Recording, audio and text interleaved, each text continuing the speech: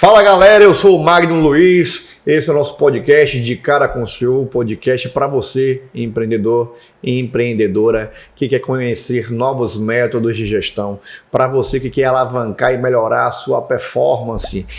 Quem já me conhece, quem me segue por aqui, sabe que eu sempre bato na tecla de como é importante estar em equilíbrio entre mente, corpo e espírito. Equilíbrio fundamental para você alcançar números inimagináveis no seu negócio. Se você quer resultados expressivos, encontre o equilíbrio perfeito entre esses três pilares e dará tudo certo no final. E olha, estou com um super convidado hoje aqui, um convidado super especial, mês de setembro, setembro amarelo, né, gente? Um mês onde a gente tem que quebrar os dogmas, diluir os paradigmas, incentivar as pessoas a falarem cada vez mais de saúde mental, e é por isso que eu quero estar com o meu convidado de hoje, que é tão especial nesse mês. Olha, que responsabilidade, que o papo é muito sério, hein, Setembro Amarelo. E só uma dica, falar de saúde mental é importante para todas as idades, então para agora.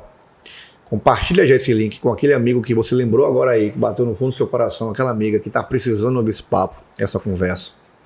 E começa a compartilhar, independente da idade. Vai que mandar pro vovô, pra vovó, pro titio, pra titia, manda para todo mundo.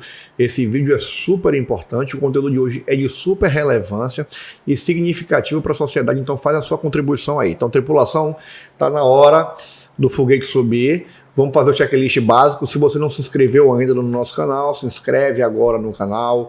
Deixa já o like nesse vídeo, porque você já conhece quão poderosos são os nossos conteúdos. Então já deixa aí o seu gostei, se inscreve, ativa o sininho para você receber todas as notificações dos nossos conteúdos e compartilha com geral agora mesmo, porque eu já vou começar com tudo apresentando o meu convidado. Eu quero psicólogo, behaviorista, treinador comportamental e empresário, criador de um método para treinamento chamado Comportamentos de Resultado, que é baseado em análise do comportamento e neurociência. Com esse método, o cara já treinou mais de 1.500 pessoas, entre profissionais e empresas também. O cara realiza palestras sobre comportamento, empreendedorismo e neurociência. Chega pra cá que tu gosta. É uma honra te receber, meu irmão, aqui no De Cara com o CEO. Grande Magno, prazer estar aqui com você, prazer estar aqui com todo mundo. Agradeço o convite, agradeço a participação. Vamos tentar contribuir para um assunto que é bastante sério, né? Um assunto que é extremamente relevante para a sociedade, que é o Setembro Amarelo, de uma maneira séria, assim, de uma maneira que nós possamos contribuir, né? O objetivo aqui é esse, contribuir para a sociedade, mostrar para as pessoas como o Setembro Amarelo é um mês relevante, né? Firmando desde o início que a saúde mental é um tema que deve ser tratado o ano todo, né? E especialmente para a gente que empreende, né? Que está submetido a estresse, que está submetido às adversidades, né? Não é um campo estável, então a saúde mental ela tem essa oscilação, porque o empreendedorismo tem essa oscilação, né? O que a gente tenta é aumentar o nível de previsibilidade, né? Seja de receita, de cálculo, enfim, de padrão comportamental entre as pessoas, mas isso naturalmente nos estressa, né? Então ter a saúde mental como um tripé fundamental, né? Como se fala mente, alma e espírito, né? Vou colocar a saúde mental no meio de algum desses aí, é fundamental. Então agradeço o convite e espero contribuir com todo mundo aí da melhor forma. Já tá contribuindo. Olha, eu me conectei com esse cara aqui desde o primeiro momento. Ele hoje veio sem um óculos dele que eu peguei no pé da primeira vez. É verdade. Ele estava em casa, quebrou a noite. Me conectei com esse cara desde o primeiro momento em que a gente conversou, e hoje eu vou ter a oportunidade de dividir essa honra com outras pessoas que estão em casa, com certeza, para conhecer um pouco mais da sua história. Então, para a gente começar já do jeito certo, conta para quem está em casa como é que a psicologia surgiu na vida do Quito. Cara, e por que essa linha behaviorista que você escolheu. Legal. Primeiro, eu fiquei em dúvida quando eu era mais novo se eu fazia. Eu entrei em psicologia em 2013 e eu fiquei muito em dúvida se eu faria psicologia ou filosofia. E aí eu fiquei ali, né, etc. Cara, você acredita que eu fiz vestibular para filosofia também? Foi mesmo, velho? Era a minha segunda opção, mas eu acabei ficando com a primeira. Tá vendo? E aí eu falei, caramba, não sabia exatamente o que eu fazia, eu já gostava muito de psicologia, já li algumas coisas. E eu falei, tá bom, conversei com algumas pessoas, psicologia então veio. Então eu entro em psicologia em 2013.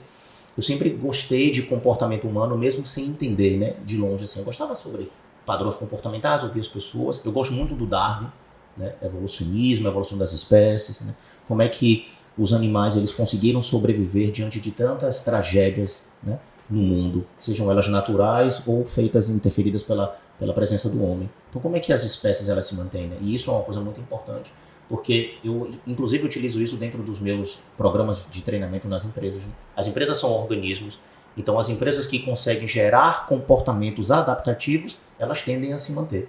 Né? Quando elas entendem isso, então elas definem melhor cultura, definem melhor comportamento das empresas.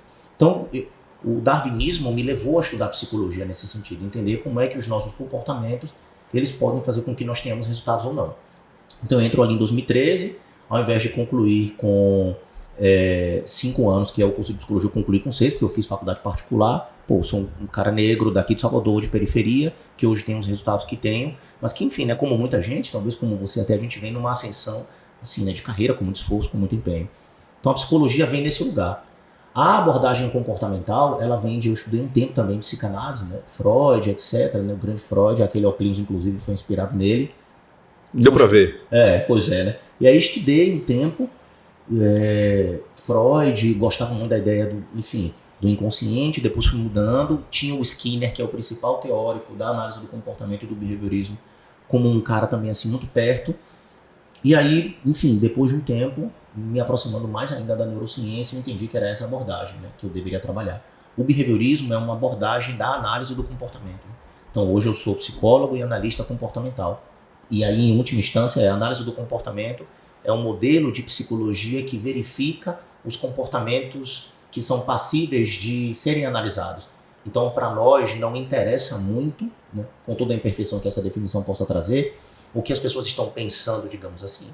Porque o pensamento, ele é se você pegar, o pensamento, uma parábola que eu uso é a seguinte, se você pegar uma bola e chutar no teu pensamento, ela não vai bater em lugar nenhum. Você vai pensar sem limite, né? Não tem parede.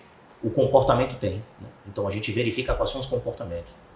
E aí eu sempre gostei muito disso, né? Eu sou um cara muito pragmático, assim, então, e prático. Então, assim, eu interfiro sobre o que eu tenho em controle. Uma espécie de filosofia hedônica também. O que eu não tenho controle, eu não interfiro. Isso diminui muito o nível de ansiedade, né? Eu já tive um pouco de ansiedade, assim, quando eu era mais novo, né? Essa coisa de viver no futuro, né? Então, a psicologia entra na minha vida, mais ou menos nesse lugar, e, enfim, gostar de comportamento, e hoje eu sou um cara extremamente realizado nisso que eu faço, né? E aí eu faço tudo isso aí que você falou, né? Treino pessoas, acabo me desenvolvendo e mostrando para as pessoas sobre, não são os pensamentos que mudam o mundo, são os comportamentos. Nós temos a ideia de achar que o pensamento é a válvula propulsora, né? Então a gente é da herança muito mentalista. É claro que aqui é uma questão de perspectiva, mas nós temos a ideia de que o pensamento ele é a válvula propulsora. E tem pessoas que aumentam níveis de ansiedade, de estresse e ou de depressão exatamente porque pensam demais. É isso aí. Pensam muito, né? Então uma pessoa ela pode acordar e dizer, eu vou pro treino. Ela pensa, né? E aí, só me alongando um pouquinho, Magno, assim, em psicologia nós dizemos a atitude precede o comportamento. Então eu posso acordar e dizer, vou treinar. Atitude. O comportamento é executar. Então ter uma atitude é importante, ter um comportamento é fundamental.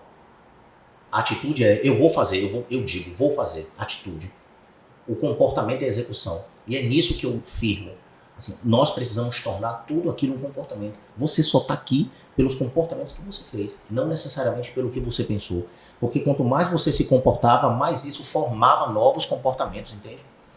É assim, não é os pensamentos que alteram os comportamentos, são os comportamentos que alteram os nossos pensamentos. Ideias boas ou ruins são só ideias, né? Ideias boas ou ruins são só ideias. Comportamentos não, eles geram consequências imediatas. Né? Se eu passo o final de semana todo bebendo, a consequência é ressaca, enfim, uma série de problemas no organismo. Se eu passo o final de semana todo, sei lá, treinando, estudando, me relacionando bem, fazendo outras coisas, ou bebendo de uma forma no mínimo moderada, a consequência é outra, a consequência é tácita. Pega isso aí, que isso aqui já começamos com tudo, hein? Pega isso aí que é importante, porque a gente acabou de falar aqui, não adianta você ter uma grande ideia, você tem a ideia mais linda do mundo, mas ela está aqui, ou ela está num pedaço de papel sobre sua mesa e ela não sai do lugar porque lhe falta atitude. Né? E a atitude, ela precede o comportamento. Cara, exato. Que bacana. Legal. Pega isso. Legal. Joga essa atitude pra cima hoje aí, começa a realizar, cara. Porque ideia boa ou ruim é só ideia. Começa a executar para que sua vida tenha prosperidade, porque senão não vai. Então, atitude e comportamento, foca nisso nessa conversa de hoje que nós começamos com força total. E eu já quero começar também falando do Setembro Amarelo, cara. Eu acho que é importante, é fundamental a gente falar sobre esse tema. Nós estamos aqui para isso.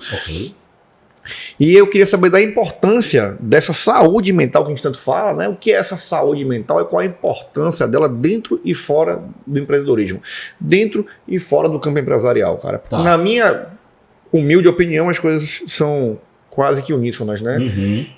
Elas não são distintas, né? Empresarial, não empresarial, para mim é um mundo só. Vou ouvir a palavra do especialista agora. Vamos lá. Saúde mental, ela é... Eu costumo dizer para as pessoas uma coisa bem parecida, Magno, assim, não existe... A gente distingue, a fins didáticos, saúde mental de saúde física. Mas no frigir dos ovos, tudo é uma coisa só, né? Você não tem saúde mental se você não tem saúde física, né? É como eu digo, assim, nós somos herdeiros do mentalismo, como se tudo tivesse na nossa mente, né? E não tá. O mindset, né, essa expressão em inglês, não tem a ver com o pensamento como a gente entende do devaneio das ideias, mas tem a ver com um padrão comportamental de como as nossas cadeias cognitivas funcionam. Então, assim, não sendo muito técnico aqui, a ideia sobre saúde mental é, nós precisamos entender que, assim, se o meu corpo está treinado, a minha mente está treinada. Se os meus comportamentos estão adequados, a maneira como eu penso é outra.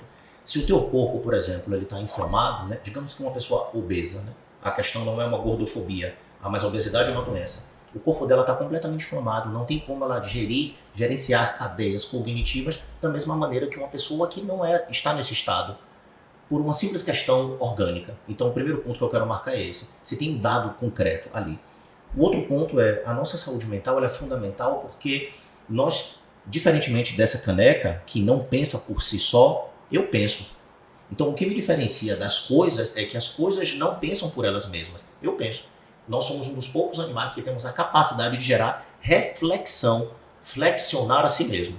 Ou seja, eu reflito, eu vejo a mim mesmo, eu penso sobre mim mesmo. Metacognição. Então a gente pensa, é isso que chamamos de pensamento, né? Metacognição. Eu não sou um cachorro que dificilmente refletirá sobre ele, ou sobre o que ele fez, ou sobre a consequência de alguma coisa que ele fez. Eu penso. O empreendedorismo é isso. Quando eu vou nas empresas, eu digo assim, empreender é um conjunto de comportamentos. Nada além disso. Então você tem um conjunto de comportamentos. Finança é um comportamento, empreender é um comportamento, vender é um comportamento. Tudo é um comportamento. O que muda é a direção do comportamento e a finalidade dele. Então, nesse sentido, saúde mental está em todos os lugares. Em todos os lugares, né? Nós precisamos tirá-la do campo de eu só preciso procurar um psicólogo quando eu estou doente ou quando a minha vida está mal, porque a psicologia também consegue aperfeiçoar alguma coisa que já existe. Entende? É possível com que você aperfeiçoe a sua vida e procure um psicólogo, mesmo se está mal, está depressivo, está triste, está com uma patologia mais grave. Em alguns momentos eu acho que é até essencial esse bate-papo. Os grandes players, sabe? Todos fizeram e ou fazem psicoterapia, velho. Então, assim, muitas pessoas no Brasil ainda associam a terapia a estar mal. E o mundo do empreendedorismo, que hoje está muito ligado às redes sociais, estressa você, porque você se compara, porque você vê pessoas que às vezes nem têm o resultado que você imagina que elas têm, mas de tanto elas repetirem aquela informação e você ser submetido a ela, você passa a acreditar, você fica num conflito de eu sei que isso acontece versus eu sei que isso não acontece tanto. Então, para você ter melhores comportamentos, na medida em que você é um ser que reflete sobre si mesmo, cuidar disso é muito importante, né? Saúde mental é muito importante nesse sentido, porque há uma ligação muito, muito genuína entre mente e corpo, né? E aí, assim, encerrando aqui talvez essa primeira definição, nós temos 3 sistemas. Sistema nervoso central, periférico e autônomo. O autônomo é o que está fazendo meu corpo funcionar. Meu coração está batendo, meu organismo está funcionando, eu não estou pensando nisso, digamos assim. O sistema nervoso periférico é o que cuida das vias da ponta do meu corpo. Então, os meus dedos, a corrente sanguínea, etc. E o sistema nervoso central é o que a gente chama de cognição. É o cérebro, né? Está mais localizado nele. Se você integrar esses 3 sistemas e souber trabalhar eles, não tem como você não ter resultado. Sabe? O mundo do empreendedorismo ele é pautado em uma coisa, que é o resultado. É o resultado. E o comportamento é a mesma coisa. Se você treina todos os dias, você é o resultado de alguém que treina todos os dias. Se você não treina todos os dias, você é o resultado de alguém que não treina todos os dias. Se você estuda todos os dias, consequentemente. Então, o empreendedorismo é como um comportamento. Ele é um gerador de consequência. Então, nós somos resultado daquilo que fazemos todos os dias, velho. E vamos lá, Quito. Para além das campanhas tradicionais que a gente vê no Setembro Amarelo, de cartazes, panfletos, e lacinhos distribuídos para os funcionários, né? Como é que propriamente, realmente, os gestores podem promover ambientes de trabalho mais saudáveis a fim de melhorar a qualidade do convívio, promover uma saúde mental mais otimizada, digamos assim, dentro dos seus ambientes de trabalho, das organizações, para alcançar aquilo que você está falando aqui o tempo inteiro, que é o resultado, que é exatamente o remédio que cura todas as dores. Todas as dores. Cara, essa sua pergunta é muito boa, assim, de verdade. Por vários motivos, assim. Primeiro porque uma das premissas da análise do comportamento é a relação organismo-ambiente, né? Então, aqui eu só falo em nome da minha abordagem, claro. Então é a relação organismo-ambiente. Muitas empresas não alcançaram os resultados que gostariam porque não promovem um bom ambiente. E aí você pode desdobrar ambientes em alguns sentidos, como espaço, né? Espaço físico mesmo assim, então uma arquitetura que contribua, enfim, luzes que contribuam, temperatura que contribuam, uma série de variáveis que a gente controla. A relação entre as pessoas, isso passa por cultura. Muitas empresas não têm cultura empresarial bem definida.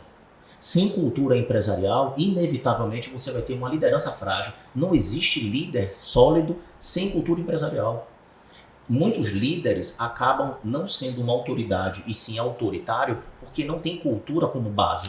Deixa eu quebrar seu raciocínio aqui, rapidinho. Por favor. Por que estabelecer uma cultura empresarial é tão difícil? Porque existe gestão de processos e gestão de pessoas. Gerir processos vai na exatidão do número, gerir pessoas não. Você tem uma série de pessoas ali que estão tristes, que brigaram com maridos, esposas e filhos, que se desentenderam. Então, fazer a gerência desse objeto, colocando aqui as pessoas como objeto de um grande ecossistema, é difícil, porque essas pessoas oscilam, os números não. Eles oscilam dentro do processo, né, digamos assim. As pessoas não. Elas são submetidas a mais variáveis. Então, por que implantar a cultura é tão difícil? Por isso. E porque cultura exige circunscrição. O que eu quero dizer com isso? A delimitação de comportamentos. Então, por exemplo, existem coisas que não pode no mundo do trabalho. Existem coisas que não devemos. Só que nós não lidamos bem com isso. Principalmente as pessoas que, enfim, acreditam em outros modelos de negócio, em outras teorias políticas. Aqui a gente desdobraria para uma série de percepções de mundo. Entende? Existem empresas que não estão pautadas no resultado, que eu não sei como sobrevivem, inclusive, né? Ao menos dizem que sobrevivem, mas isso no frigir dos ovos não é alcançável. Então, todos nós, existem 3 níveis de seleção comportamental, tá? E aqui eu não quero ser professoral. Você tem a filogenética, que é da espécie, como os animais migram ao longo do tempo. Você tem a ontogenética, que é como o homem, né, migra ao longo do tempo de maneira vertical, ou seja, como ele se relaciona individualmente com o mundo. E você tem a cultural. A cultural é muito importante.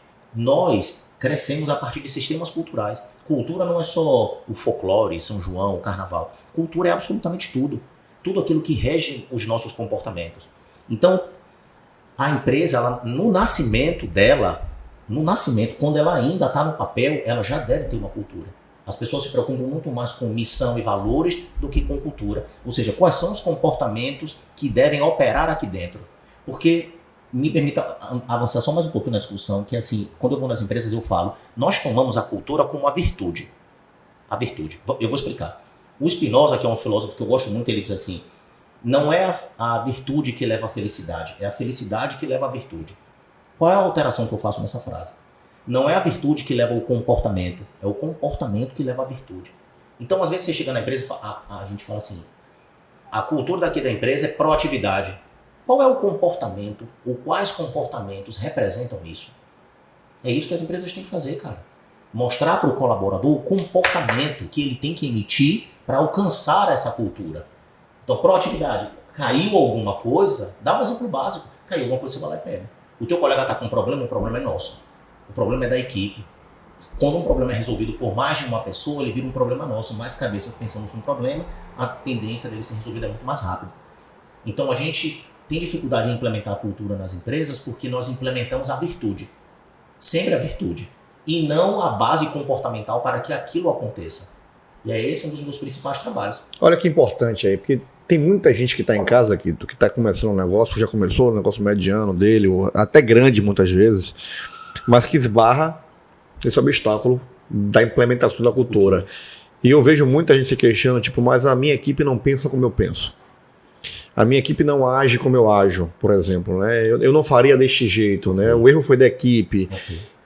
São frases rotineiras que eu sempre escuto nos ambientes de trabalho que eu frequento.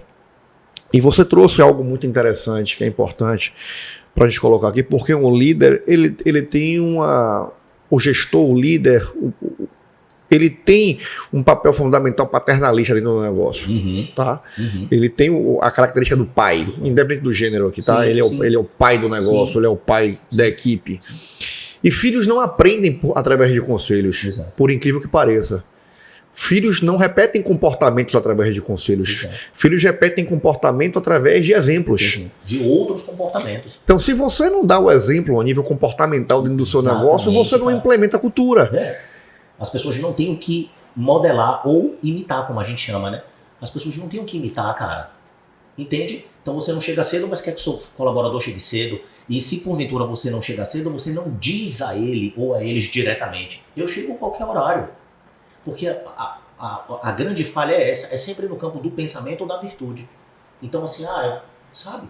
Eu falo para todo mundo assim, uma empresa sem cultura é uma empresa sem líder. O líder, ele vira autoritário e não autoridade. É isso aí. Ele precisa ser autoridade.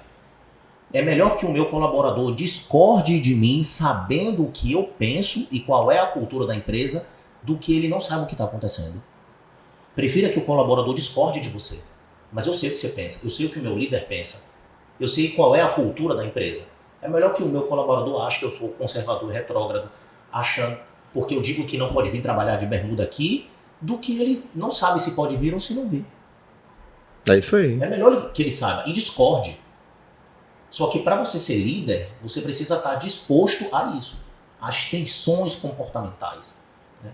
Então assim, o exemplo não é a melhor forma de educar uma equipe, é a única. Boa. Não é a melhor, é a única. Porque a gente diz assim, né? Casa dos pais, escola dos filhos, né? Você que tem um filho agora, você vê. Então, se eu pedir a teu filho de repente para coçar o rosto, talvez ele faça muito parecido com o que você faz. Você não disse isso a ele, mas ele viu. É isso aí. O nome disso é modelação comportamental. Perfeito. Ele viu você fazer. O jeito. Quase todo homem tem um hábito de chegar sei lá, de casa ou do guarda-roupa e coçar assim as costas. Quase todos assim. De onde a gente aprendeu isso? Modelação comportamental. Modelação, o jeito de sentar. Ninguém te disse cruze assim, faça assim. Modelação comportamental. O líder, ele é aquele modelo de comportamento. Ele deve ser aquele modelo. Concordando ou não concordando, mas ele é um modelo a ser seguido. E você reflete os padrões que você admira, não é isso? Perfeitamente, cara. Então eu falo para as pessoas assim, quando nós saímos do campo da virtude e entramos num campo comportamental, que é um campo mais duro, é difícil de fato. Por quê? Porque, e aí a gente vai pensar a saúde mental dentro das organizações. Se você aqui, de cara com o CEO, se você é um cara que chega aqui, sabe, tomado banho, que pode parecer coisa simples assim, mas pô, você chega tomado banho, cara bem limpa, sabe, um cara treinado, um cara que esbanja a saúde, os teus colaboradores, eles inevitavelmente se sentem coagidos a não chegarem aqui com a cara mal lavada. É isso aí. Você não precisa ficar dizendo pra ele ou pra ela assim, tipo, velho, não dá. Agora eu entendo quando eu não nado de manhã que o pessoal reclama que eu não fui nadar, viu? Exato, velho. Porque as pessoas, às vezes, Magno, eu posso até não fazer o que você faz, mas eu admiro. Admiração vem do latim admirar, mirar de longe. O líder, ele precisa ser admirado, mirado de longe. Senão eu não vou em busca dele, pô. A gente tem medo disso, assim. O líder, ele precisa ser admirado, mirado de longe, pra eu ir atrás de você, cara. Eu tenho que ir atrás de você. Ninguém vai na frente do líder, velho. Todos os grupos de animais, e aqui é o darwinismo falando, tem um líder, velho. Tem um líder. Alguém em algum momento vai tentar brigar pela liderança. Você, enquanto líder, também tem que saber disso. E aí você ruge mais alto para mostrar aqui tem um líder. Eu ainda sou o líder. Vai ter um colaborador que vai querer rugir mais alto. É normal. A gente ruge. Isso promove, inclusive, saúde mental dentro do ecossistema da empresa. Porque os animais se regulam. Entende? Só que a gente, como tem consciência, né? Neocórtex, a gente sofistica isso. Então você chama o cara para conversar e fala assim, a gente vai ter uma conversa tensa. Sabe? Kito, a gente vai ter uma conversa tensa, cara. Ok. Você fez isso, sabe? Você pode dizer a um colaborador assim, a gente vai ter uma conversa tensa agora. Sabe? Agora, só tem uma questão aqui objetiva, né, que é promover. Então, saúde mental não passa por uma subtração dos desafios da vida. Ao contrário, passa pela melhor relação com eles. Pela melhor relação. Olha que bacana, você falou uma coisa importante aqui, a gente está saindo bastante do roteiro aqui, mas isso é fundamental. Nada, vai lá, é fundamental, são essas questões que você tem abordado aqui pra gente, Quito, porque muita gente fala, estou fazendo terapia, mas agora eu estou tendo mais problemas, um exemplo. Né? Tenho tido mais outras pessoas falam, eu estou mais espiritualizado, minha fé está muito mais fortalecida, mas à medida que minha fé se fortalece, mais problemas se levantam contra mim. E na verdade não é sobre não ter problemas. É sobre saber enfrentá-los. E você vai. Por que as pessoas dizem isso, né? Sei lá, comecei a fazer terapia, tenho mais problemas. Comecei uma crença ou seguir um sistema religioso, comecei a ter mais problemas.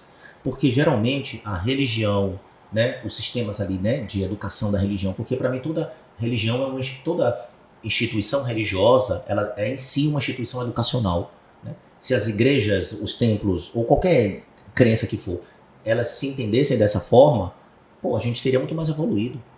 É um sistema educacional, é uma instituição educacional. A gente doutrina / educa pessoas para que elas imitam os comportamentos que a gente quer que elas imitam. Então, mas por que elas percebem isso na vida? Porque aumenta o nível de consciência. Aumenta o nível de consciência, cara.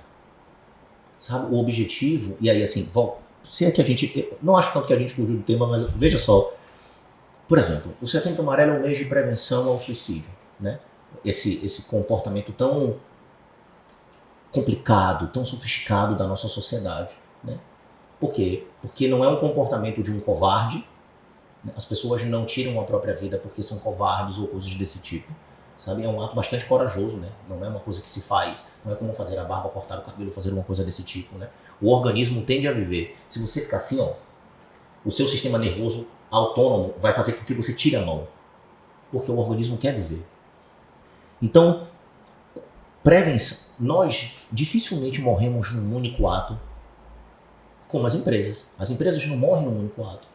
Não é o cara que esqueceu de emitir a nota. Não é o cara que disse um infortúnio ao chefe. Não é o cara que saiu na mão com o chefe. São comportamentos cotidianos. E recorrentes. E aí a importância de um líder e de uma cultura. Porque é o líder e a cultura que barra isso. E às vezes a gente precisa ser barrado. Às vezes eu estou emitindo comportamentos disfuncionais a mim, que está me matando aos poucos. Alguém precisa me barrar. Por isso a gente busca fé. Porque eu não sou suficiente para me barrar em algum momento. Alguém tem que ser. Deus ou o credo que seja. Entende? Alguém tem que ser que me barre. Né? Porque nós não somos tão autônomos como a gente imagina, cara. Então o mês do Setembro Amarelo ele é para nos levar a refletir assim, não dá para fazer sozinho. Não dá, velho. Tem coisas que não dá. Você não é tão incrível quanto você imagina. Você precisa de ajuda, não porque você esteja ruim, mas é porque em conjunto vai ser melhor. Os animais migram em bando e você tá aí querendo levar o mundo nas costas sozinho, teus problemas sozinho, os teus adoecimentos sozinho, o ecossistema da tua empresa sozinho. Tem que procurar, cadê os animais do teu bando? Só que para isso a gente precisa definir sistemas de crença. Quem eu sou? A que bando eu pertenço? A que bando eu pertenço? Essa é a pergunta, cara, fundamental para que você aumente a saúde mental. Porque por que os animais dificilmente tiram a própria vida? Porque eles andam em bando. Então essa é a mensagem que eu quero deixar para as pessoas aqui a princípio. Assim, você está se sentindo sozinho de repente? Procura o teu bando. Ele vai te ajudar. Olha aí. Outro tema bastante recorrente depois desse período pós-pandêmico que a gente tem vivido é a ansiedade também, né, Quito? Ansiedade. E a gente vê como, talvez essa incerteza do futuro, né, que a pandemia gerou, de como será o futuro, e o futuro geralmente é o que nos abastece de ansiedade o tempo inteiro, esse pensamento lá na frente, sem viver muito presente, né? E como é que essa ansiedade ela tende a gerar uma trava, né? Ou aumentar, por exemplo, uma pressão por resultados dentro do negócio, dentro do empreendedorismo, e como tratar isso? Eu costumo dizer para as pessoas assim, tem uma coisa muito legal assim, que eu preciso dar uma volta. As pessoas acreditam que as doenças do século são a depressão e a ansiedade, né? Que é o que a gente chama de transtornos psicopatológicos comuns. digamos assim, os mais recorrentes, né? Prevalentes na sociedade. Só que qual é o fator desencadeador na maioria deles? O estresse. Nenhum ser vivo submetido a um estresse, a um ambiente altamente estressor, conseguirá ter saúde. Então, por isso, a importância dos ambientes, né? No empreendedorismo, no mundo do trabalho, o que quer que seja. Então, o estresse tem a ver com desadaptabilidade. Eu não estou conseguindo me adaptar a esse ambiente. E a ansiedade tem a ver com antecipação. Geralmente a pessoa antecipa alguma coisa. Só que não tem a ver só com viver no futuro. Tem a ver com antecipar, e geralmente eu antecipo isso de forma disfuncional, geralmente de maneira trágica. Então eu antecipo achando que não vai dar certo. A depender do teu nível de ansiedade, eu não antecipo achando que vai dar certo. Eu antecipo com certeza, vai dar errado. Vai dar errado, velho. Que é o que muita gente, de maneira muito irresponsável, fica assim, isso aí é só crença limitante, ou isso aí é só isso ou aquilo, entende? E não é, cara. Ou seja, às vezes o sujeito, ansiedade vem do verbo anseiar. Quem é ansioso anseia por alguma coisa. Anseia, velho. Então, se você precisa ter ambições, porque não faz sentido eu dizer pro cara tem ambição, ou seja, joga ele pra frente e depois dizer simplesmente não anseie por nada. A questão é a gente aprender a viver no presente. Por isso que eu falo, não viva no pensamento, viva no comportamento, porque o comportamento é tangível. O presente é tangível. Só que às vezes o presente, o presente, ele é consequência do comportamento que eu emiti ontem. E aí, às vezes, o comportamento que eu emiti ontem faz com que hoje eu tenha que me deparar com uma coisa muito ruim, que é que a minha cognição faz, me joga no futuro, porque lá pode ser que seja melhor. Com uma espécie de sobrevivência da espécie, a gente faz isso. A discussão séria é essa, sabe? Então, no Setembro Amarelo, é isso que a gente tem que fazer. Tirar a pessoa da ideia futura de que a vida não terá prosperidade, não terá sorte, ou ela não vai conseguir os resultados que ela quer, e trazer ela para o presente para dizer assim, hoje pode até estar ruim, mas assim, hoje mesmo pode dar bom. Só comece a mexer e confie na curva do tempo. Confie na curva do tempo. Confiou na curva do tempo, cara, a gente vai evoluir. As pessoas têm tirado tanto os quartos molares, né, os dentiqueiros, como a gente chama, que tem crianças que estão nascendo sem o quarto molar. Evolução da espécie. A gente continua evoluindo, né? A gente não parou de evoluir. Isso aí. A gente continua evoluindo. Engraçado, Kito, porque assim, a gente tem aí esse conceito bem definido de que pessoas que estão muito embasadas mentalmente, a nível de pensamentos, num cenário passado, tendem a ter um quadro depressivo mais forte, saudosas daquilo que viveram e que não vivem mais. Pessoas que estão com pensamentos relativos ao futuro tendem a viver num quadro de ansiedade. E pessoas que tendem a viver mais o presente em equilíbrio, porque você não vai esquecer o passado nunca, e nunca vai deixar de projetar o futuro, porque isso faz parte da espécie, como você mesmo aqui falou. Perfeito. Mas pessoas que tendem a se concentrar mais no presente tendem a ter uma saúde mental mais estabilizada. Perfeito. Então é basicamente sobre isso que nós estamos falando aqui, estamos falando a mesma coisa. Perfeito. Não é isso? Perfeito. Na vida não existe equilíbrio, o que existe são equilibristas, sabe? E eu acho que essa é uma sacada importante que eu quero deixar de contribuição aqui também. Quando você olha para um equilibrista, num circo, onde quer que seja, da cintura para cima ele está parado, da cintura para baixo ele está assim, ó. Ele não está pendular, ele não vai lá e volta, porque senão ele desequilibra. Vai chegar um ângulo que pela própria dinâmica da física ele vai cair. Então o que é que ele faz? Ele fica aqui, ó. A vida é isso aqui, cara. Eu e você é isso aqui. A gente está aqui agora, mas a gente não está só aqui agora. A gente faz mindfulness, que aumenta o nível de estar presente aqui agora. Só que assim, você está preocupado com o seu filho, você está preocupado com o almoço, você está preocupado com uma série de coisas, velho. A vida é isso. Dificilmente nós estamos inteiros em um lugar. Saúde mental tem a ver com você aprender, aos poucos, a estar inteiro na coisa. Aonde eu estou. Então eu estou trabalhando. É isso que eu também ajudo as pessoas a desenvolverem. Um mindset através do mindfulness, que a neurociência já comprovou e continua comprovando que é eficiente. Eu preciso estar aqui agora. Sabe, awareness, ground, você está aqui no chão, aqui. Agora, é claro que a minha vida está funcionando em outros lugares, mas eu não estou pensando nada além de você aqui. Estou aqui. Por isso eu funciono bem. O meu raciocínio desenrola bem. Por isso eu consigo criar as cadeias mentais, cognitivas que eu estou desenvolvendo aqui. A grande dificuldade das pessoas que adoecem, sobretudo associadas ao fenômeno do Setembro Amarelo, que é o suicídio, que é quando o sujeito ele diz assim, não tem mais jeito. Não tem mais jeito não é um comportamento do presente, é um comportamento futuro. Não tem mais jeito. Geralmente a narrativa é, não tem mais jeito, eu posso fazer isso, que não tem mais jeito. Ou seja, eu já estou lá na frente, eu já fiz tudo isso que eu ainda não fiz, mas que estou pensando que se porventura fizer também não vai ter jeito, então só tem uma forma de acabar, né? Que é tirando de repente a própria vida, alguma coisa assim. E um outro aspecto importante é, algumas pessoas vão ao ato não com a intenção imediata de tirar a própria vida, mas tem uma coisa que a gente chama de queda narcísica, que é, eu não consigo ser a pessoa que eu projetei na minha vida para ser. Eu falhei. Eu não consegui ser.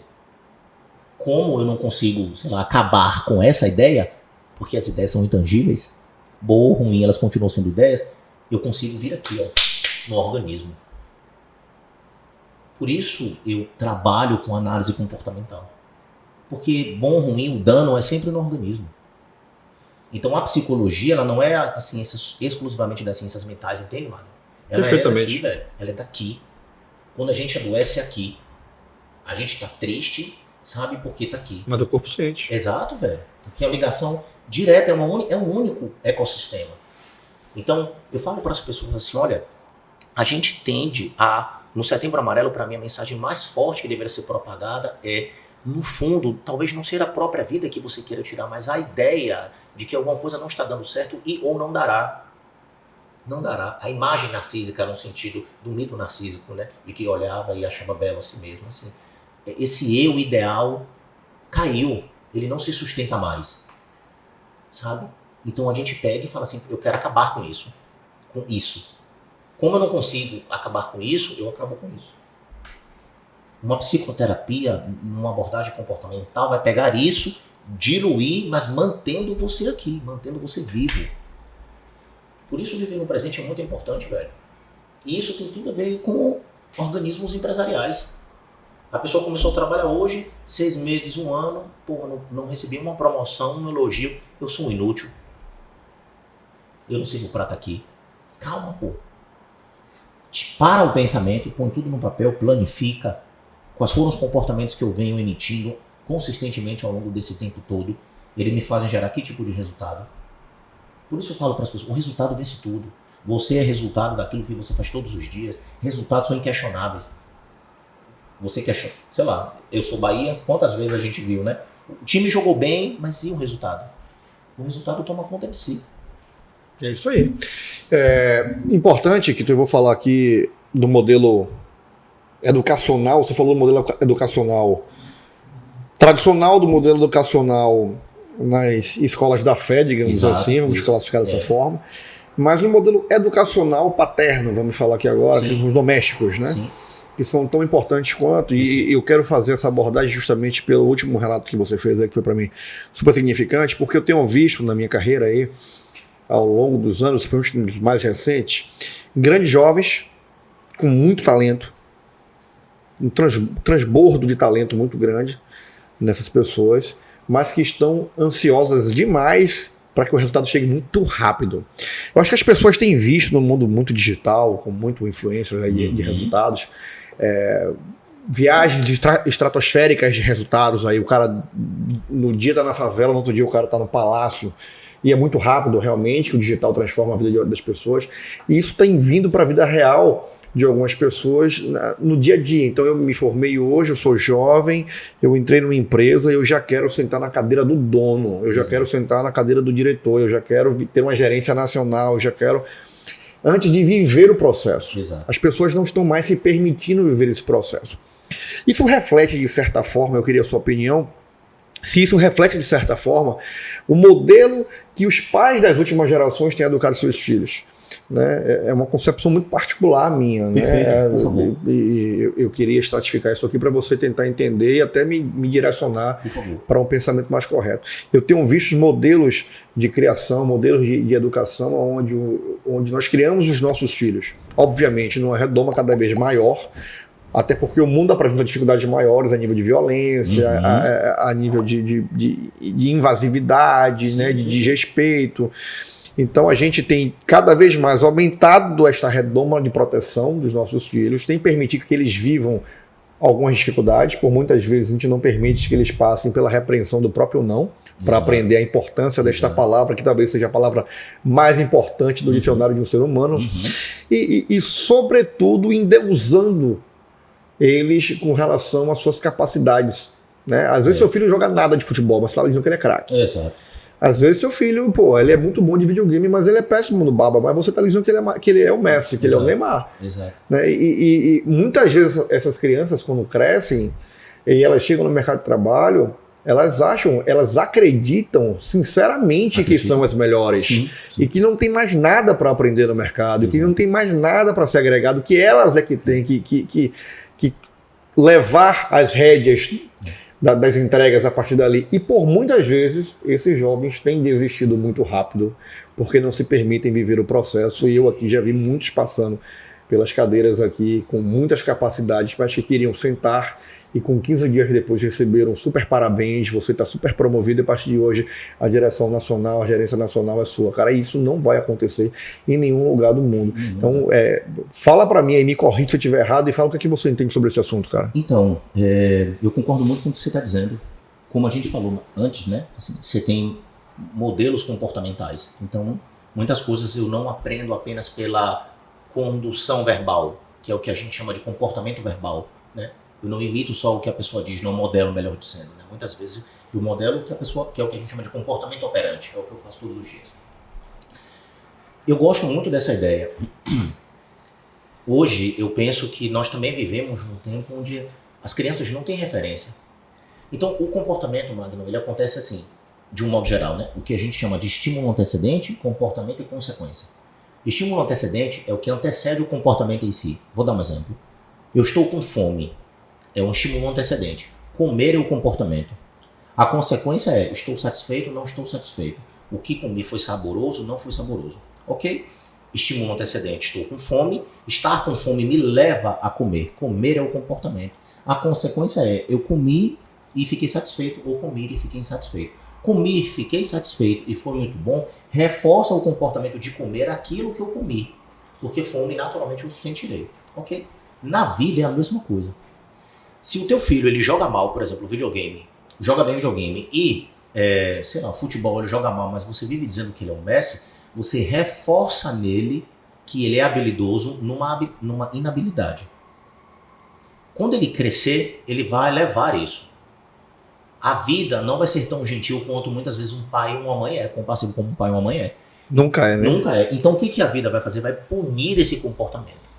E às vezes o repertório de tolerância dessa pessoa à frustração é baixo, porque ela não foi submetida a frustrações ao longo do seu principal momento de desenvolvimento cognitivo, que é a infância, a primeira e a segunda infância, seria como a gente chama. Então a vida vai castrar essa pessoa, vai apertar ela. Então por isso nós temos muitos jovens que sofrem com essa ansiedade, que sofrem com esse baixo limiar de frustração. O mundo está contra ele, o mundo não está contra você, o mundo não está contra ninguém. É uma concepção muito envaidecida nossa de dizer o mundo está contra mim. Quem você é, velho? No mundo, pro mundo está contra você. E essa é uma mensagem forte no Setembro Amarelo. Sabe, sei lá, de repente eu acredito que nada mais vale a pena porque está todo mundo contra mim. Não. Você não é tão importante quanto você imagina para todo mundo estar contra você. As pessoas têm contas para pagar, elas têm filhos para educar, elas têm uma série de coisas para fazer. Você está contra você. Eu acho que, inclusive, pegando esse gancho aí, o mundo é a favor dos fortes, não contra ninguém. O mundo, ele é a favor, exatamente. Ele é a favor dos fortes. Se você sente que ele está contra você, que melhor se adaptam a ele. Se você acha que o mundo está contra você, é porque você não tem sido forte. Então seja forte e surfe a onda. Então, assim, sabe? E comportamentos que melhor se adaptam aos ambientes, a tendência é que a espécie se mantenha. É isso aí. Às vezes parece rígido dizer isso, mas é o fato, é a constatação, não é a elaboração. É o que quando eu vou nas empresas eu falo assim, não elaborem tanto, assim, criem mais constatações. Qual é o fato? E eu concordo com você. Nós criamos uma geração frágil. Saiu algumas pesquisas entre 2020 e 2022 que pela primeira vez na cadeia evolutiva da espécie, saiu na Veja, saiu na Exame, saiu no Estado de Minas, enfim, vários veículos importantes no próprio G1, que pela primeira vez na evolução da espécie, né, nos últimos tempos onde nós medimos, nós temos uma queda de QI. Uma queda de QI. E a gente não está falando isso. As empresas vão absorver as pessoas com essa queda de QI.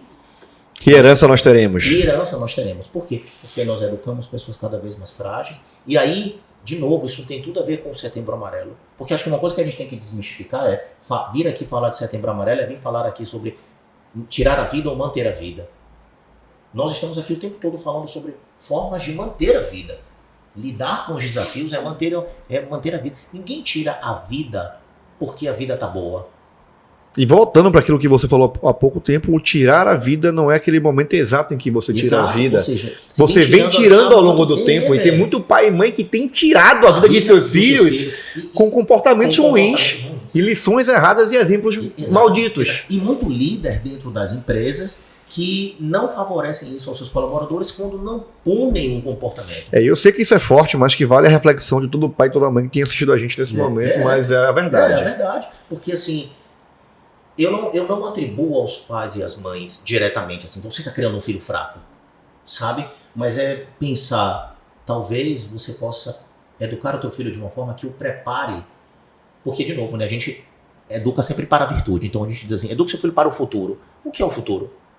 Para a virtude. Não, eduque seu filho para os desafios. Quais são os desafios? Alguém vai dizer para ele que ele é, sei lá, isso, vai dizer que é aquilo, vai chamar ele de gordo, de magro, de feio, sabe? A criança, se for preta, vai passar por experiências ruins. O mundo não é um parquinho de diversões. Você não educa ele para a tragédia do mundo, mas você prepara ele para um ambiente adverso. É isso aí. As empresas são a mesma coisa. Na minha leitura, Magno, qual é a melhor forma de promover vida nesse mês de Setembro Amarelo? É dizendo às pessoas assim, a vida não é ruim, ela pode estar agora, estar. A flexão do verbo ser estar. Ela não é, ela está. Da mesma forma que ela chegou aqui, ela pode ir para outro lugar. Agora, vai ser necessário de você um comportamento, velho, que é reconhecer. Você vai precisar atitude e Exato. comportamento. Você vai precisar reconhecer que parte dos danos que você está vivendo hoje e que talvez esteja disparando em você a vontade de tirar a própria vida, se eu fuçar aí embaixo, tem muito mais de responsabilidade sua do que você gostaria de assumir. Porque a culpa é um comportamento infantil. Sabe? Por exemplo, teu filho, ele tem quantos anos mesmo? Cara, eu tenho uma menina de 18, um menino de 14 e um de 3 anos de idade. Vamos ficar no de 3. O de 3, ele quando comete um erro, e às vezes você fala assim, meu filho, tá tudo bem. Às vezes ele continua ali, né, chorando, falando, meu papai, desculpa. Porque na criança habita a culpa. A culpa é o erro pelo erro, pouca capacidade de elaboração. No adulto tem que haver responsabilidade. Da criança, o erro gera culpa, do adulto, o erro tem que gerar responsabilidade. Então, as crianças se culpam. Muitos adultos decidem tirar a própria vida porque ainda não adulteceram nesse lugar. Muito mais se culpam do que se responsabilizam. E se autorresponsabilizar é tipo assim, eu fui um bosta. Eu fui um merda quando eu fiz isso. É verdade. Eu fui um merda. Eu tenho coisas das quais me envergonho, mano. Fundamentalmente. Claro, velho. Todos nós temos. Monstros, assim, com os quais eu convivo. Quando alguém olha pra mim e fala assim, pô, Kito, você é um merda. Hoje eu olho e falo assim, sou, velho. Sou. Tem muitos lugares que eu ainda sou. Tem muitos que eu já fui, não sou mais. Só que o passado, 2, 3, 5 anos atrás, ele não se esfumaça de uma hora para outra. Se eu continuar fazendo o que eu estou fazendo, eu só gero vida. Se as pessoas aprendessem isso, cara, o nível de retirada da própria vida diminuiria substancialmente. Você é um bosta? Sou. Começa por aí. Sou. Você foi mal? Fui. Porque ninguém tira a própria vida pelo acerto. A gente lida mal com o erro. Porque o erro, quando ele é sucedido pela culpa, ele é nocivo. Quando é sucedido pela responsabilidade, o adulto se responsabiliza. Veja, um filho de 3, um de 6 e uma de 18, né? 3, 14 e 18. 3, 14 e 18. Veja o nível de responsabilidade. A de 18 não pode mais se culpar como o de 3. Tipo, minha filha, você fez um vacilo. Ela vai sentar e chorar? Tem que se responsabilizar. Isso aí. A criança sente e chora. E a gente vai educando ela o quê? Não, meu filho, levante. Sei lá, papai brigou com você, que brigou mesmo, né? Não é papai. Brigou, puniu você agora. porque você fez alguma coisa que gerou isso. Então, foi responsabilidade sua do que você fez isso aqui. Não é o desejo de papai fazer isso. Mas sempre que você fizer, papai vai vir aqui e puf. E aí, assim, para a criança entender que ela lida com a adversidade, né? Que o comportamento dela gera consequência. Na vida adulta, a mesma coisa. Quem nunca viveu, Kito, aí, horas e horas extras intermináveis na vida, quem é empreendedor vive isso o tempo inteiro, né, cara? Bate e volta para cima e para baixo aí, desce avião, sobe avião, e reunião, e entra em outra temática, já tem um segundo projeto para poder trabalhar. Conta. E nisso a gente vai vendo o desenrolar dos burnouts aí pela vida, né? E isso é talvez aí um problema que acomete aí o empreendedor. Claro. E a sua própria equipe de trabalho. Exato. Como evitar esses burnouts? O burnout sofreu um reposicionamento, né, de categoria, agora foi de fato categorizado como uma questão psicopatológica, digamos assim, ligada ao trabalho, né? Acredito que a maioria das empresas foram notificadas quanto a isso, estão cientes disso. O burnout, ele tem a ver, como eu compreendo, né, como os modelos científicos promovem, sobretudo numa relação ambiental. Cara, quando eu chego nas empresas ou quando eu estou atendendo os meus pacientes como psicólogo, a primeira coisa que eu tendo a falar para as pessoas é: comece e termine pelos ambientes. O ambiente vence tudo. Você não é tão autônomo quanto você imagina. Eu escolhi, por exemplo, praticamente zerar o consumo de álcool. Eu tomo uma caipirinha vez ou outra, assim, com a minha noiva. Eu não tenho ido para festas que são noturnas e sei lá, onde a galera sabe é inimigo do fim. Porque a depender do reforço que eu receba, vai atiçar um lugar que na curva do tempo, desde a escolha de parar até hoje, tem muito menos tempo do que da escolha de parar para trás, onde eu fazia isso há muito tempo. Então, às vezes, a gente se frustra porque a gente diz assim: pô, mas eu escolhi parar, mas não sustentei. Claro, pô, você passou 10 anos da sua vida desde que você começou a beber, bebendo. Você tem um ano que você escolheu, é óbvio. O instinto existe ainda. Exato. Você domou ele. Exato. Você o domou, Exato. Mas ele ainda está lá dentro. Perfeito. E ali, ó, potente. Então, quanto mais estímulos ele for submetido, mais ele vai atiçar um lugar que você já conhece. Passou aquela canecona de chope, o corpo ele começa a dizer. Porque nós temos memórias musculares não só para ficar forte ou magro. Por exemplo, tem muitas pessoas, tem gente que diz assim: o teu corpo não sabe o que é feriado, não sabe o que é isso. Isso não é inteiramente verdade. Por quê? Porque muitas pessoas bebem sextas e sábados. Quando você acorda sexta, você fala assim: porra, queria tomar uma hoje. Que nada. Aí do nada você lembra: pô, hoje é sexta. Como é que você sabe? Ou seja, o teu corpo tem ciclos, claro. Ele tem ciclos. Do mesmo jeito que ele trava, quando o cara lhe chama pra... vamos tomar um vinho hoje. Não, hoje ainda é terça, cara. Exato. Como assim? Não dá. Hoje não é o dia. Então, assim, o cara chama pra tomar um vinho numa sexta, você, porra, já pensa. E isso para várias coisas. Então, o burnout ele tem a ver com uma relação de ambiente. Tá? As empresas devem promover bons ambientes. As empresas devem entender como as pessoas que estão naquele ambiente interagem entre si. Ok? Ambiente, interação entre as pessoas, líder. Eu vou sempre colocar o líder. Líder. Como o líder avalia o ambiente e interfere sobre as pessoas. As pessoas dinamizam o ambiente. Porque o ambiente é isso. Isso não pensa. Eu penso sobre mim e sobre isso. Né? Esse é um conceito da fenomenologia. As coisas são, só o homem é. Por quê? Porque as coisas não pensam por elas mesmas, eu é que penso sobre mim e sobre ela. Então o ambiente é as pessoas que estão ali dentro é que refletem sobre elas e sobre o ambiente. O líder tem o papel de olhar aquilo. Olhar aquilo. Então, assim, não é tudo é culpa do líder. Tudo é responsabilidade. Passa pela responsabilidade do líder. O líder tem que liderar. A liderança, como é dita hoje, assim, sabe? Principalmente por uma galera que não tem resultado, é muito frágil. Muito frágil. Muito frágil. Eu quero ver você intervir sobre comportamentos vaidosos. Não é sobre a vaidade. É sobre comportamentos vaidosos. Eu quero ver você intervir sobre comportamentos hostis. Porque a gente não intervém sobre a hostilidade. A gente intervém sobre comportamentos hostis. Percebe, Magno? Não é a virtude, cara.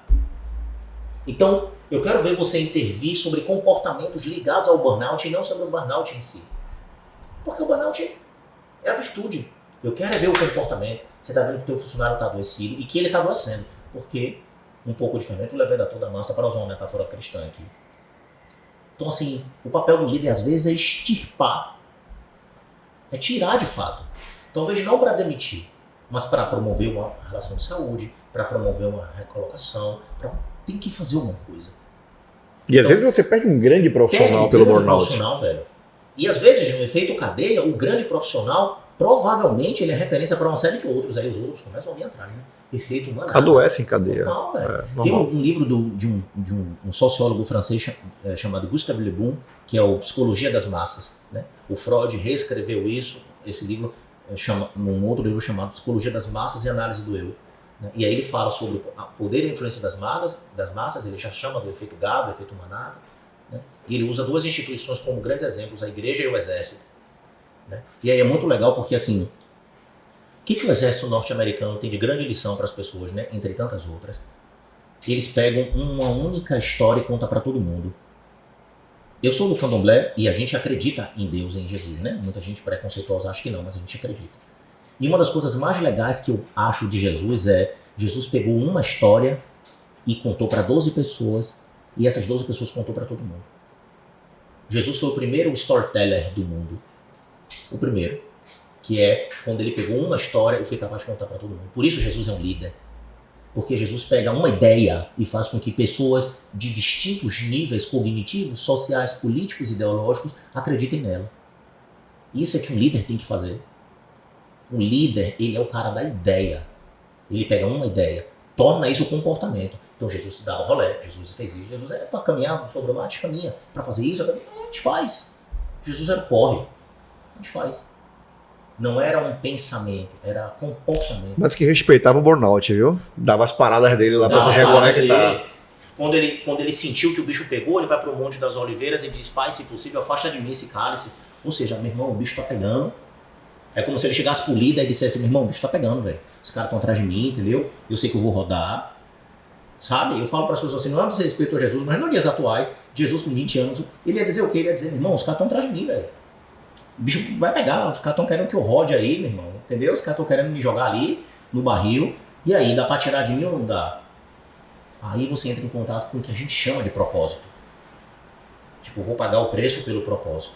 Então o burnout, cara, ela é uma doença de relacionamento entre as pessoas e o ambiente de trabalho especialmente, onde a pessoa adoece não apenas estando ali, mas só pensando em estar lá.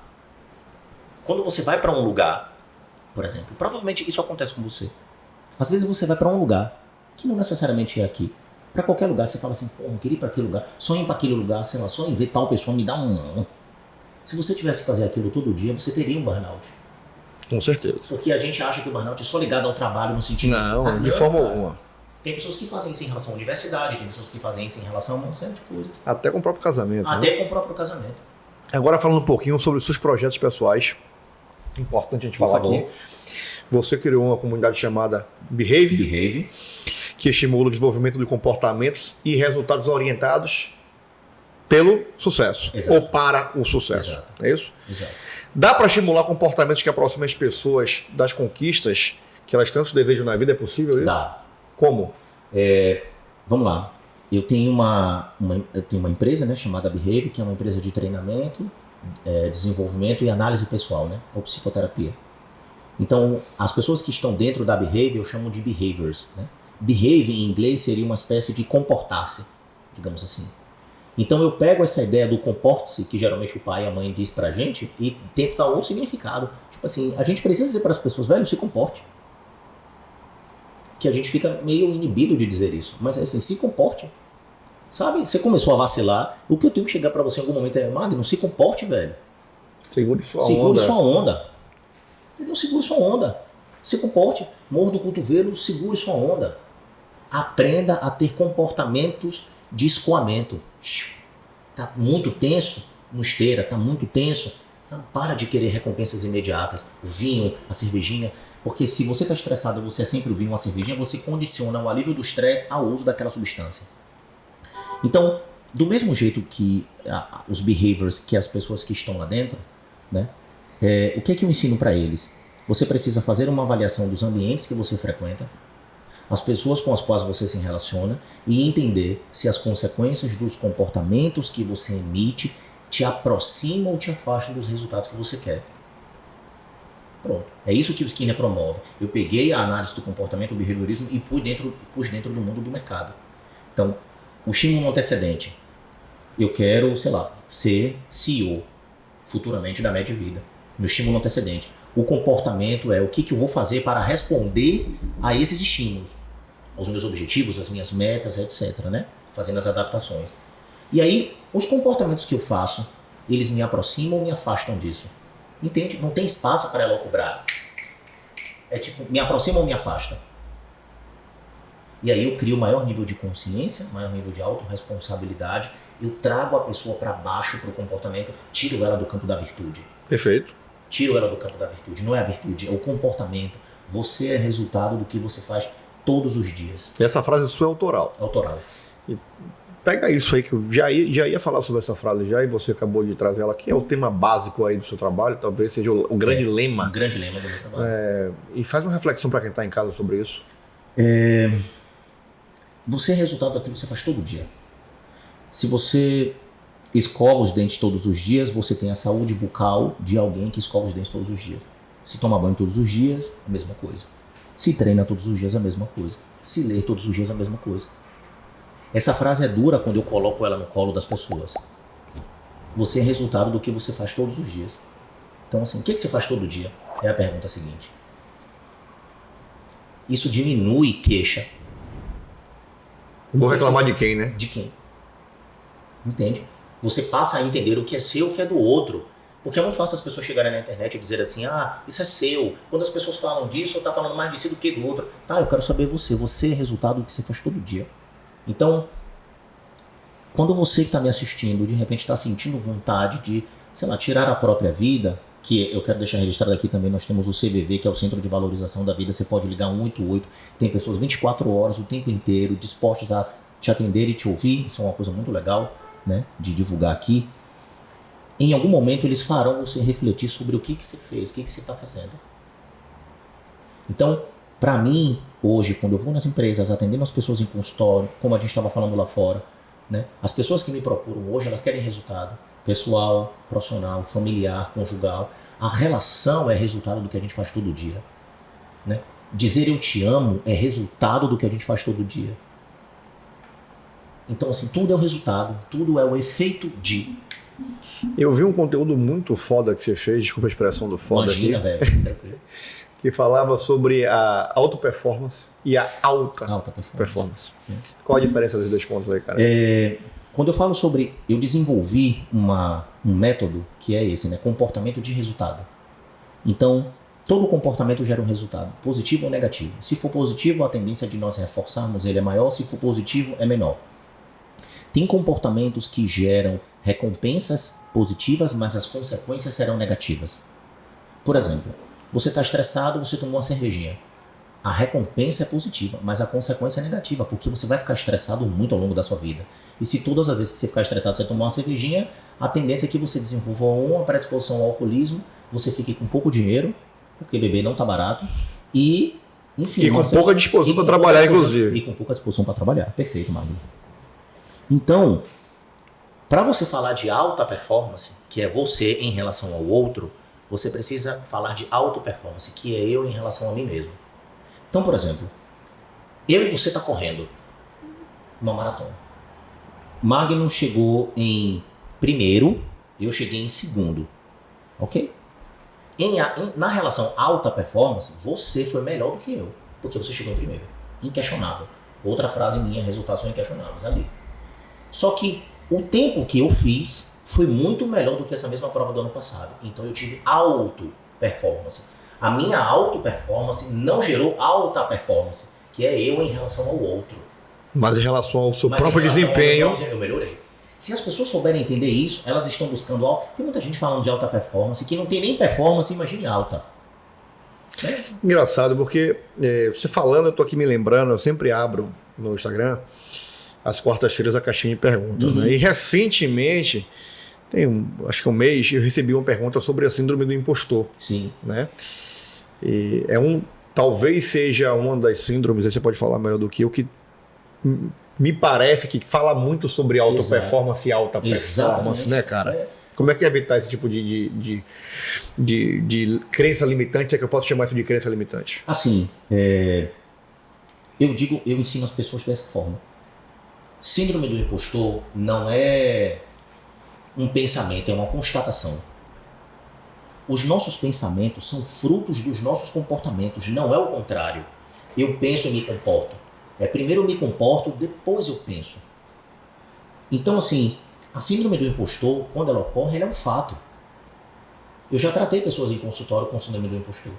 Pessoas que deixavam para fazer a apresentação na última hora. Pessoas que deixavam para fazer tudo em última hora. E aí, quando faziam, né, o que quer que fosse, não desempenhavam o seu melhor. Mas lá, na apresentação, o que quer que seja, diziam que davam o seu melhor. A plateia, por não conhecer aquele sujeito no íntimo, aplaudia. Mas aquela pessoa, por conhecer a si mesmo, e esse é o drama da existência, cara. Eu não saio de mim nem para passear. E eu, por conhecer a mim mesmo, não sei que eu não dei o melhor. Então, a síndrome do impostor não é eu em relação a mim mesmo, é eu em relação ao outro. Ninguém é impostor diante de si, velho. E é aí que o pau come. Ninguém é impostor diante de si. Eu sei que eu não estou dando o meu melhor. Por isso eu falo para as pessoas, gere comportamentos de resultado. Entende? A síndrome do impostor é, por exemplo, você tem uma meta de treino. As pessoas podem olhar para você e achar, pô, você está treinando bem. Mas a sua meta, você conhece. Então ninguém é impostor diante de si, velho. A gente é impostor diante do outro. E aí isso gera como efeito colateral, Magno, uma coisa muito legal para quem está assistindo a gente, que é assim... Às vezes as pessoas falam assim, eu tenho medo de ir para o Instagram e abrir os stories e as pessoas me acharem metido, por exemplo. No fundo, não são as pessoas que te acham metido, é você que se acha e tem medo de que as pessoas descubram. Para que as pessoas não descubram, você sequer emite o comportamento. A gente tem medo que os outros descubram aquilo que a gente sabe que a gente é.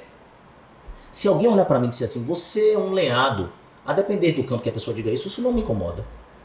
Porque eu sei que eu não sou.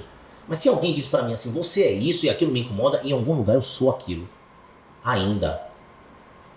E isso, a ver com o Setembro Amarelo, faz com que muitas pessoas adoeçam. A gente precisa ter muito cuidado com o que a gente diz às pessoas, velho, que às vezes toca num lugar que a pessoa está curando.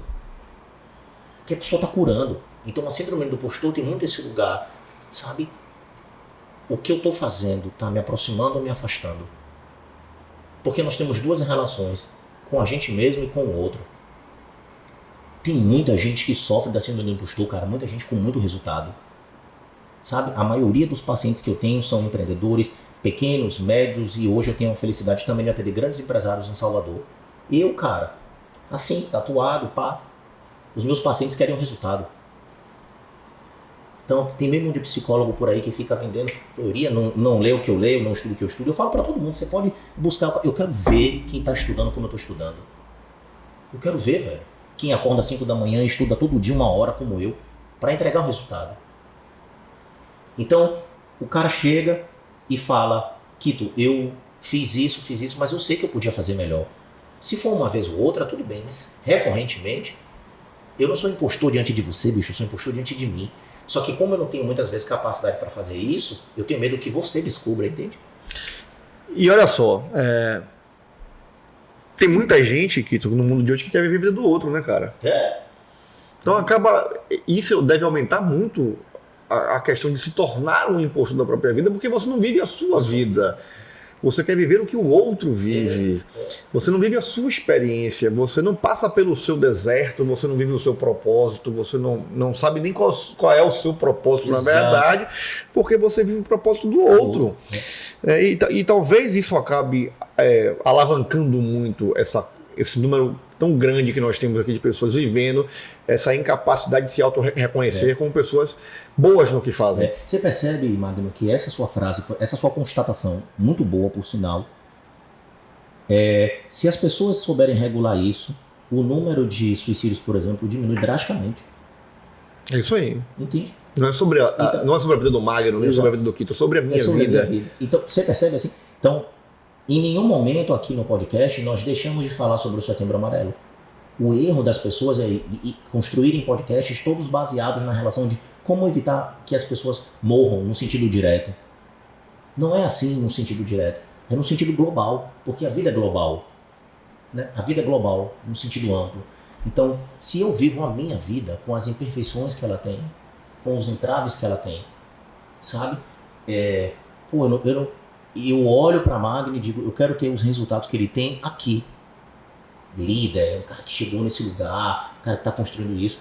Mas anexado a esse pensamento, vai outro que assim, eu sei que ele deve ter mesmo de trauma lá dentro, mesmo de barril lá dentro, mesmo de parada lá dentro. Importante. Ele não é um Deus, ele é um cara que em um determinado segmento ele gerou um resultado, mas assim, tem mesmo de ferida ali dentro. Importante falar sobre isso, acho que isso é fundamental, porque a gente fala e parece que a gente está aqui falando do Setembro Amarelo e que a gente não vive o que as pessoas estão vivendo lá fora.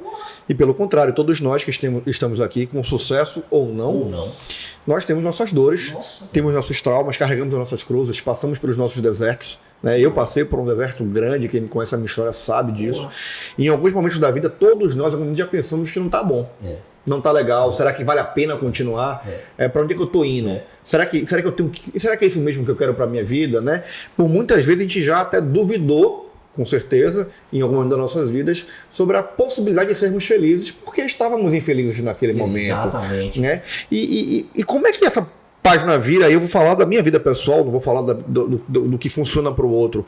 Mas no momento que você entende, eu sempre digo isso, que quem quer aprender a liderar tem que ler muita Bíblia aí, porque lá você acabou de dar o exemplo do maior líder de todo o tempo, que foi Jesus. E lá, com um ensinamento básico, está lá escrito: ame o próximo como você ama a si mesmo. Ponto pacífico para mim, então, essa frase.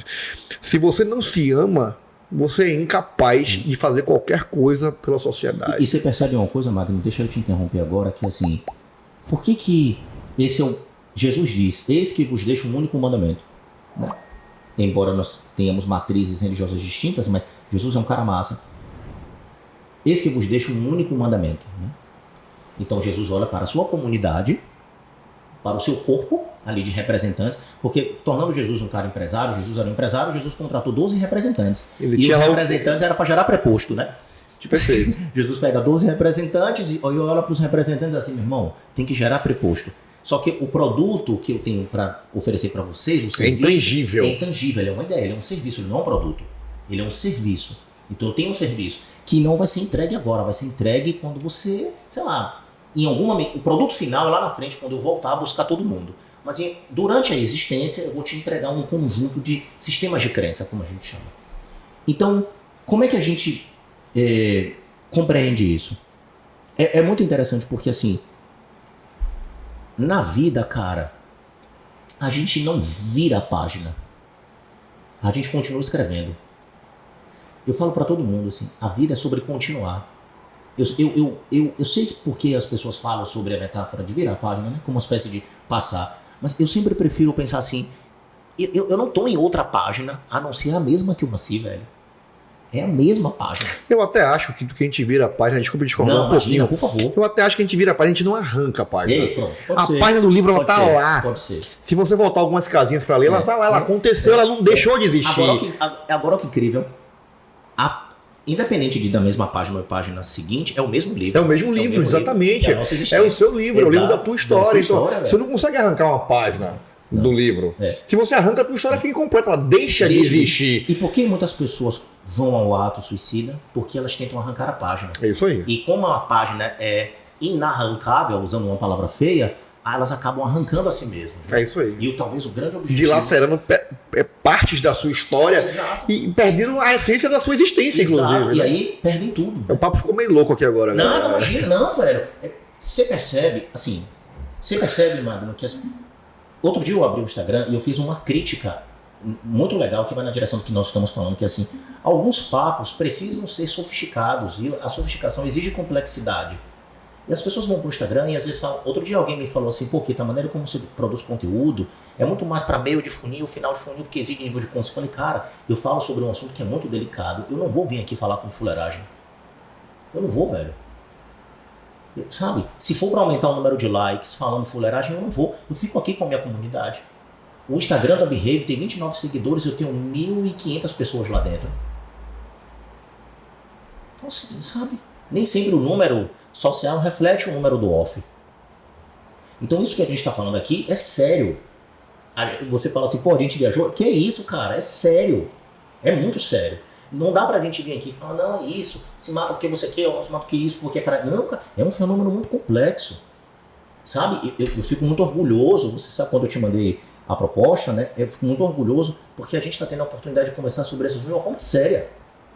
com alto nível de complexidade, com calibre intelectual para oferecer para quem está assistindo algo sofisticado. Não são soluções simples para questões que são complexas. A vida não dá para trás, a vida é só para frente. É isso aí. Só tem um sentido. Então tem gente que fala assim, eu tô sentindo que a minha vida tá regredindo. Não, cara. A vida só tem um sentido, que é progressivo.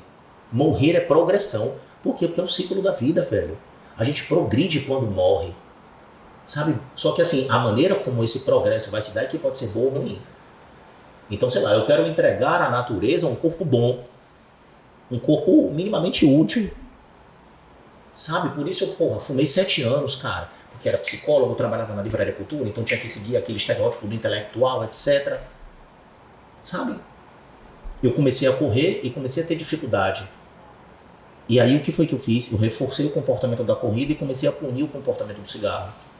Na vida é assim.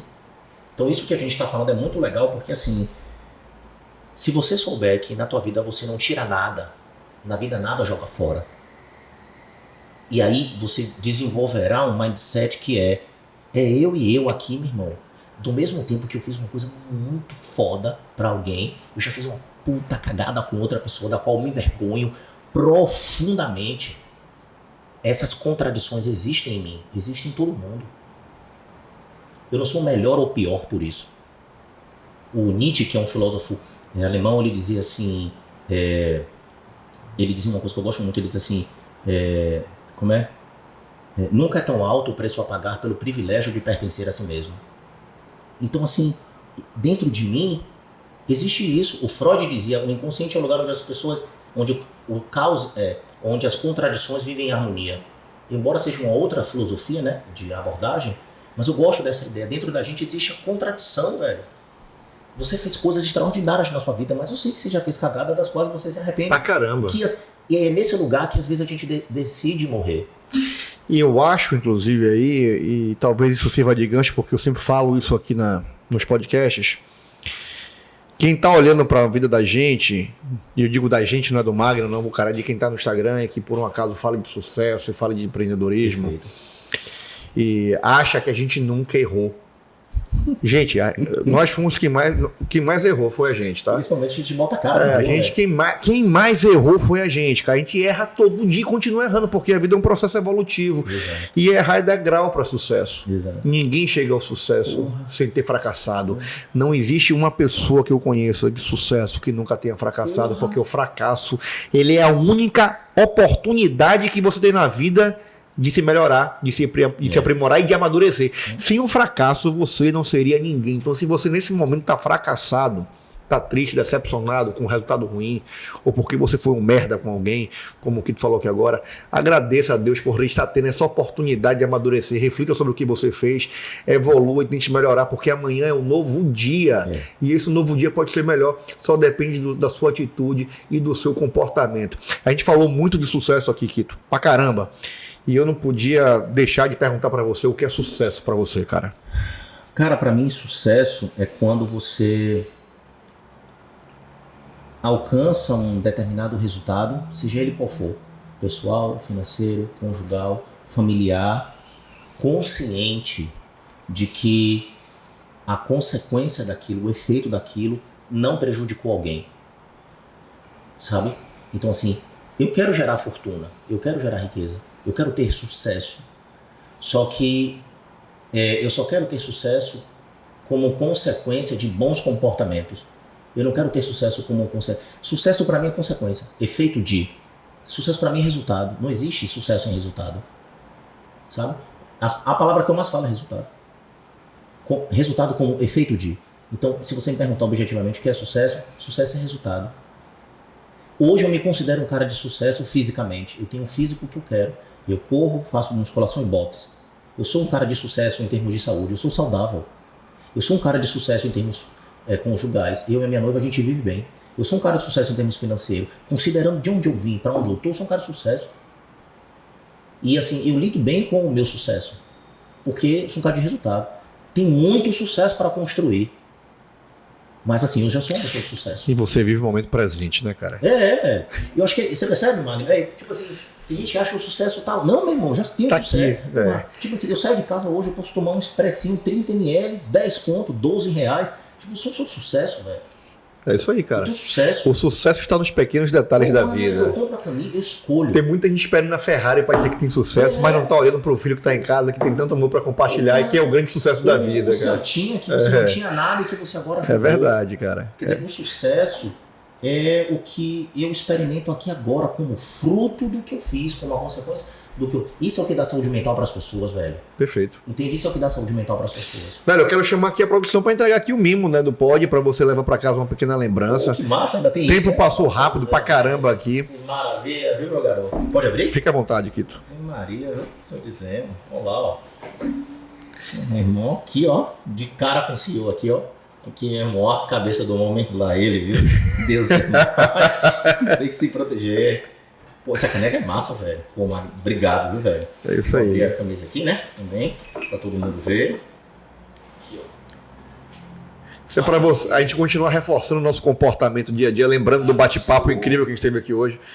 Quito, que episódio, velho. Eu tenho muito orgulho de ter feito essa gravação com você aqui hoje, esse episódio, porque conheci você acho que 2 anos e meio atrás, numa palestra. E quando eu te vi lá sentado assistindo, de cara eu tive um feeling naquele momento ali, essa sensibilidade de liderança mesmo que eu tenho, e olhava para você, Obrigado. Poucas palavras que nós trocamos, eu sabia que você era um cara diferente, fora da curva, que teria muito sucesso. E talvez pela correria do destino, nossos caminhos não se cruzaram de lá até hoje, né? Fora no digital aí. Sim. E hoje estamos aqui com essa oportunidade de fazer esse episódio, que eu ficaria aqui 2, 3, 4 horas de relógio batendo esse papo.